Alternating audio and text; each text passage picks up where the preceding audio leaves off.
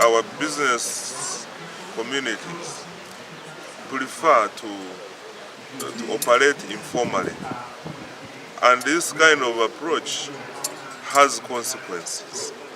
You find we are using presumptive tax methods to levy the taxes, and sometimes in many cases these are not due taxes.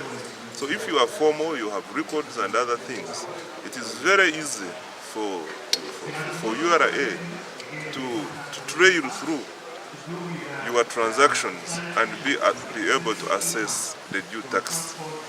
You find them fidgeting, trying to even pay our URA staff and other things. Yet in actual sense, if they were formalized, most of these things they are paying for could be avoided.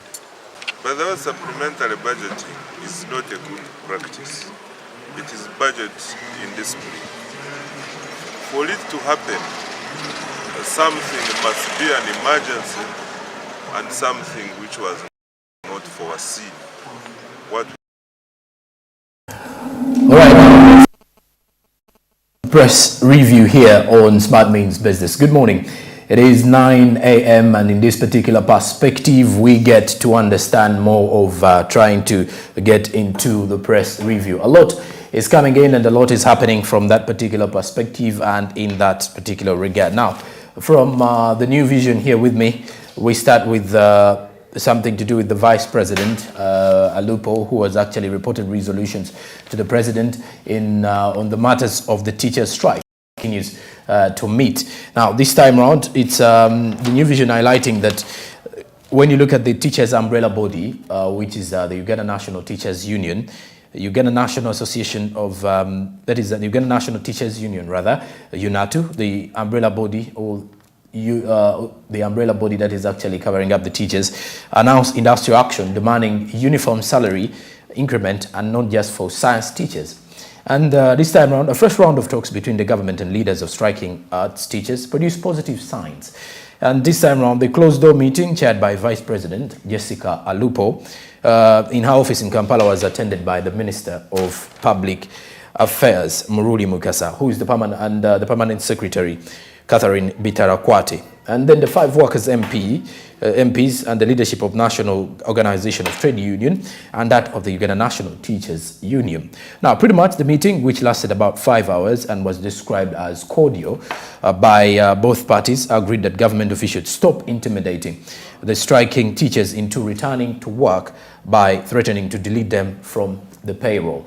Now, when you look at the situation here, yesterday's meeting was described by the stakeholders as the first sign of tangible progress in regards to matters towards the ending the impasse in the negotiations that started on June 18th at State House Entebbe.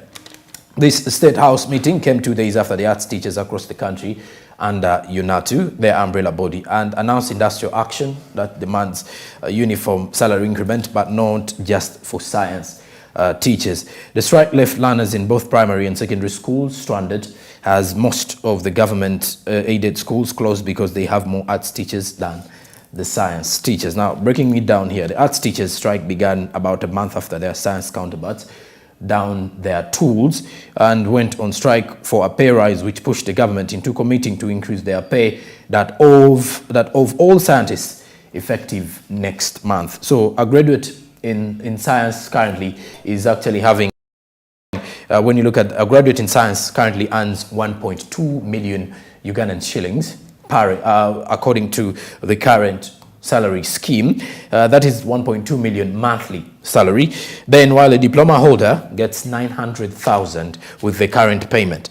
And then when you look at this, they will now, however, starting with the next financial year, a graduate in science will be earning 4 million shillings, and then a diploma holder will be earning 3 million shillings respectively. So when you look at the situation here, and in between the lines, this time around, the Vice President, the Deputy, that is Her Excellency Jessica Alupo, did return a report to the President upon this particular matter on the resolutions that were decided on board in regards to the teachers striking. Well, the teachers were actually on strike saying it is quite unfair for them to continue receiving less pay. For example, the arts teachers, and yet the science teachers are actually having increment in their salary. So this, in that particular perspective, makes things really worse for almost the arts teachers and the students, because this is actually affecting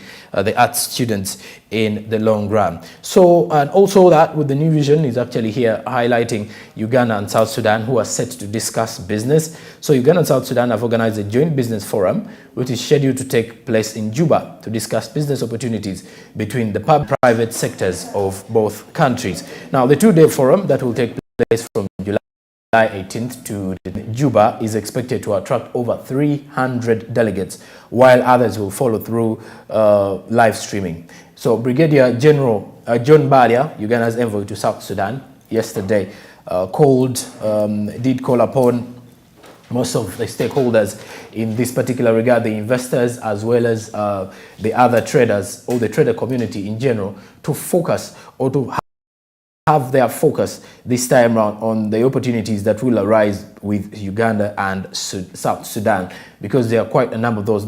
This is according to the business forum that is going to take place in South Sudan next month of July, and it's going to be targeting more of the details in that, making sure that we recover both economies. And there, when you look at that, the parish development model, and the New Vision here is highlighting the parish development model, as most of the ministers have been moving around the city. Most of them have actually been moving around different constituencies, different districts as well. And then most of them were actually looking at it in a way of looking at how their people, or the people they represent, are going to benefit from this. So according to most of them, parish development model is tailored for all the Ugandans, and they want this to be a very huge opportunity for the Ugandans to benefit. So there is also a call to spread parish development model gospel. This gospel, according to the Karamoja minister, Dr. Mary Goretti Chitutu, asked Manafa NRM party chairperson to spread the PDM gospels to locals so that they can embrace it and get out of poverty. It is one that is actually being looked at as a poverty alleviation program by the government, and being implemented in this particular financial year starting tomorrow, 1st July. And ministers are going through, members of parliament, going through the different constituencies to see how things are going to be. And also the Rwanda District Woman Member of Parliament, Prosia Kampurira Mbabazi, warned parish chiefs against soliciting bribes from the beneficiaries of the parish development model program, and says that this money is supposed to be going out to the different circles to benefit households, or it's going to be a household level type of income that is supposed to benefit everyone who is taking part in this particular situation. So pretty much a chance for everyone who is actually engaging in more of looking at it. So now, when you look at this, the parish development model will be corruption-free. Looking at what the ministers are talking about, the State Minister for Finance, General Duties, Henry Musasizi, assured Ugandans that the parish development model would be a corruption-free venture.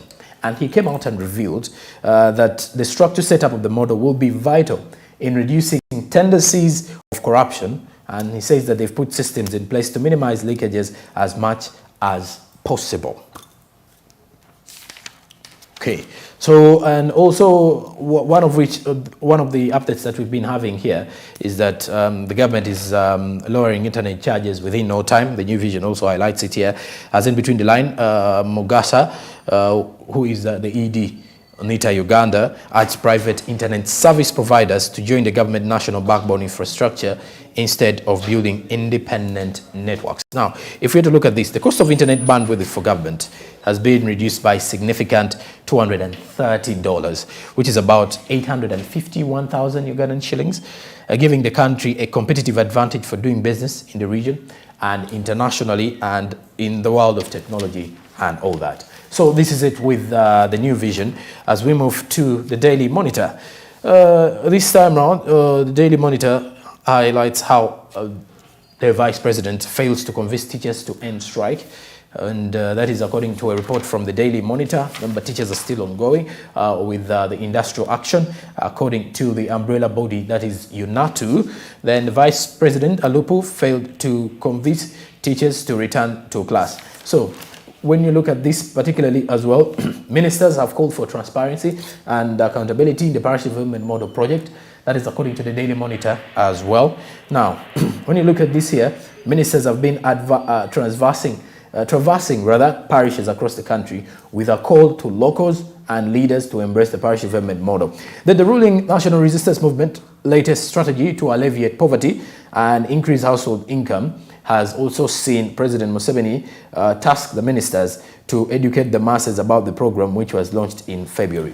The program is aimed at getting 39% of the country's 43 million population that lives from hand to mouth out of poverty.